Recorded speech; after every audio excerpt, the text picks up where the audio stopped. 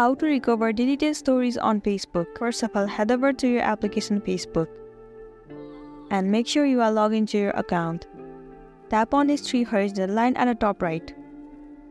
Tap on this gear icon. It will land you on your settings and privacy. Scroll down until you see the section of your information.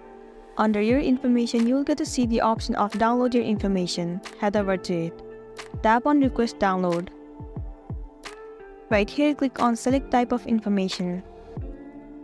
As we're looking for how to recover the deleted stories, tap on stories and then tap on next. Right here, you'll be able to select the format, media quality and the date range of your story. Tap on date range. Select the range up to which you want to recover the deleted stories. Let me select last week.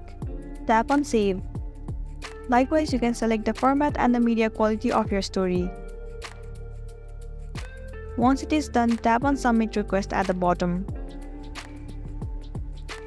The request has been successfully sent. Now after a while, you will receive one mail on your email address. It will include all of your deleted stories of your Facebook. You will be able to download that file and have access to it. So that's it, and this is simply how you can recover the deleted stories on Facebook. I really hope this video is gonna help you out. Thank you for staying with us till the end.